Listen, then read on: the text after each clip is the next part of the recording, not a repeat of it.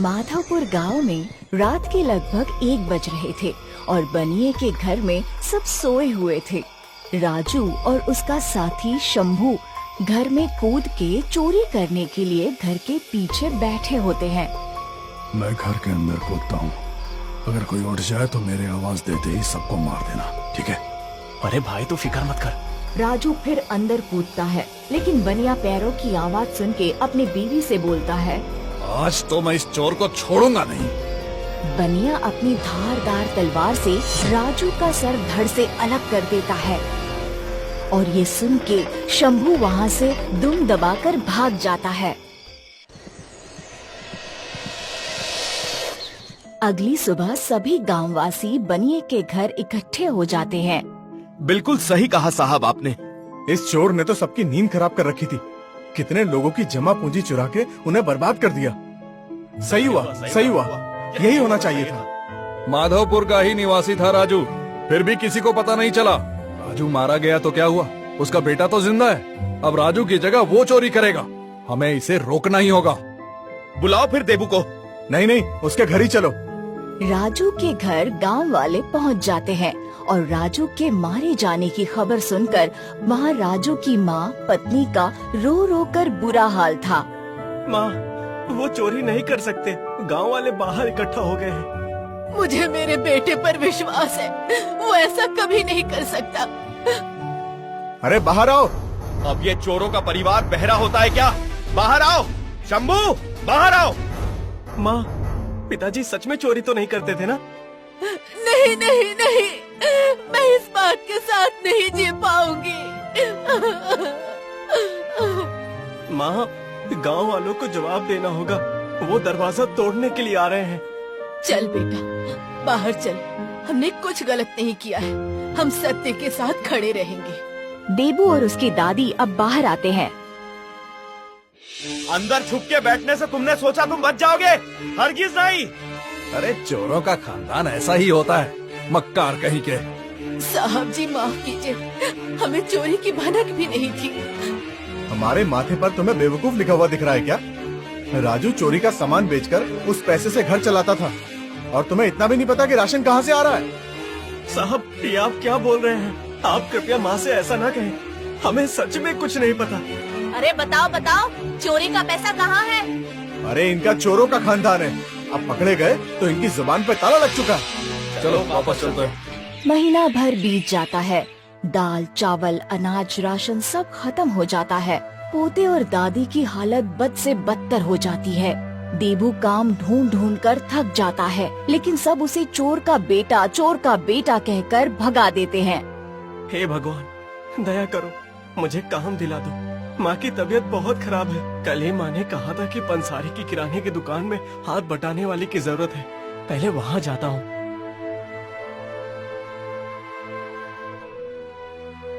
आपको कर्मचारी की जरूरत है, आप क्या मुझे काम पर रख लेंगे? वहीं अचानक रमेश आ जाता है। अरे पंसारी, तुझे पता नहीं है कौन है? ये उस चोर राजू का बेटा है, जिसे बनिया जी ने चोरी करते वक्त पकड़ के मौत के घाट उतार दिया था। नारायण नारायण नारायण नारायण, चोर का बेटा। हे ईश्वर, अच्छा हुआ रमेश तू सही समय पर आ गया, नहीं तो अभी पूरी दुकान साफ हो जाती।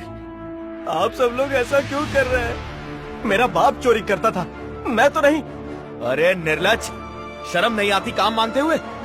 दया करे, मेरी माँ भूखी मर जाएगी, ऐसा ना करे। चोरों के खानदान को तो मर ही जाना चाहिए। तेरे बाप ने सबको लूटा है, तो अब तुम्हें भगवान उसका कड़वा फल दे रहा है। सभी गांव वालों से ऐसी बातें सुनकर देबू दुखी था। गांव के एक छोर से नदी किनारे तक सब उसका और उसकी दादी का अपमान ही करते और ऊपर से घर में दुख बढ़ता ही जा रहा था। देबू मजबूर होके गांव के मुखिया के पास गया। मुखिया जी, दया करे।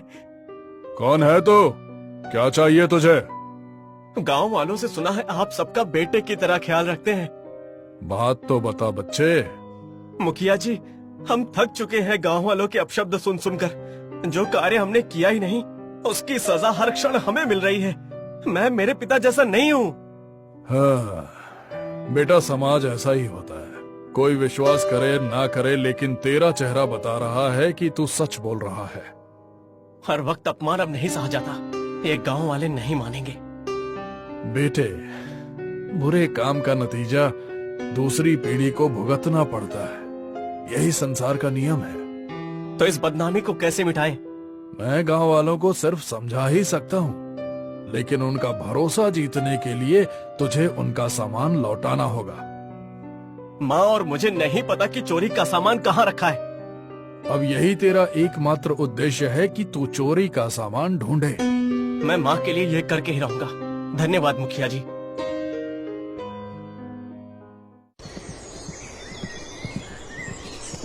अगली सुबह देबू माँ को मुखिया की हर बात विस्तार से बताता है। तेरे पिताजी रात तक नहीं लौटते थे। मैंने कभी नहीं सोचा कि वो चोरी जैसा घटिया काम भी करते हैं। मैं भी नहीं समझ पाया कि बचपन से आज तक पिताजी ने मुझे चोरी के रुपयों से पाला। माँ, क्या आपको और कुछ पता है? और कुछ नहीं पता। हाँ, याद आया, तेरे पिताजी का एक साथी था। साथी? वो कहाँ रहते हैं और कौन है वो? वो शायद नदी किनारे रहते हैं, लेकिन नाम नहीं पता। नदी किनारे? मैं उन्हें पहचानूंगा कैसे? अरे, उसको पहचानना बड़ा आसान है। उसके एक हाथ नहीं है। शायद उन्हें चोरी के माल की जगह पता होगी। उनसे माल निकलवाकर हम इस तरह गांव वालों का भरोसा जीत सकते हैं। देबू रात को नदी किनारे शंभू को ढूंढने जाता है। वो देखता है कि एक आदमी जिसके हाथ नहीं है, वो एक घर में घुस रहा होता है और चोरी छुपे बातें सुनता है। अजी, राशन खत्म होने को आया है। अब क्या करूं, तुम ही बताओ। अरे, आपने जो पैसा छुपाया है वो ले आइए। उससे घर काफी दिन चल जाएगा। अरे, राजू को मरे कुछ ही दिन हुए हैं। गांव वाले हमें चैन से जीने नहीं देंगे। काफी गुस्सा है वो। क्या गांव वालों को तुम्हारा नाम पता है? नहीं ना? नहीं तो हमला करने नहीं आ जाते। गांव वालों ने तो देबू और उसकी दादी का जीना हराम कर दिया है, जैसे उन्हें चोरी के माल के बारे में पता हो। अच्छा जी, फिर तो सिर्फ हमें ही पता है कि सामान कहाँ है। मेरी अर्धांगिनी, जी हाँ, अब उस सामान पे सिर्फ हमारा ही हक है। इसीलिए कहते हैं, सांप भी मर गया और लाठी भी नहीं टूटी। अब सिर्फ मुझे शंभू पर नजर रखनी होगी।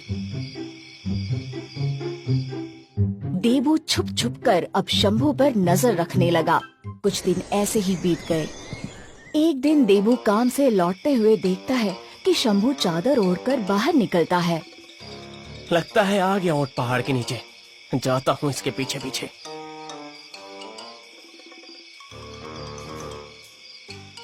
इस पीपल के पेड़ के नीचे ही सारा काला धन रखा है।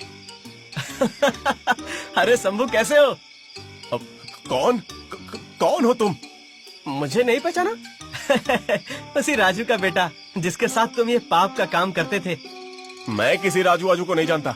भाग यहाँ से, चल भाग यहाँ से।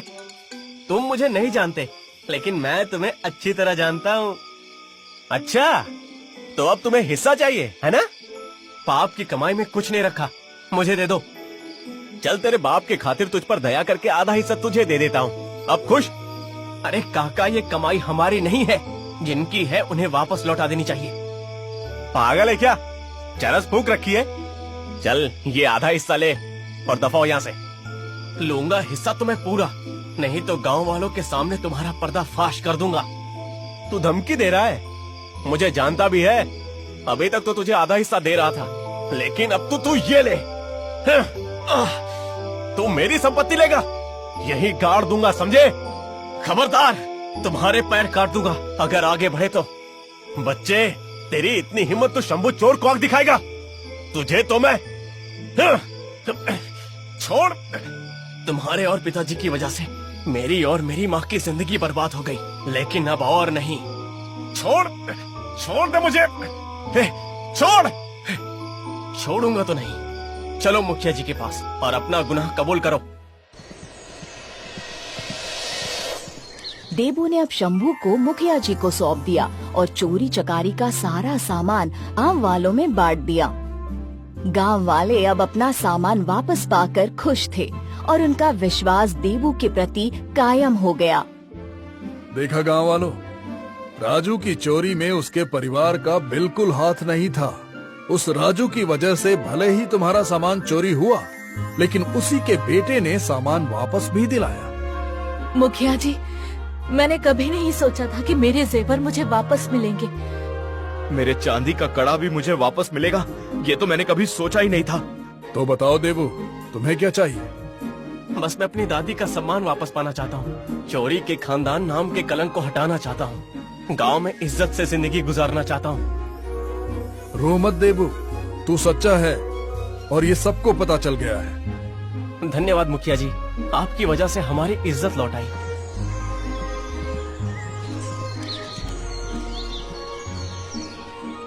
देखो माँ, अब हमें कोई चोर के नाम से नहीं बुलाएगा।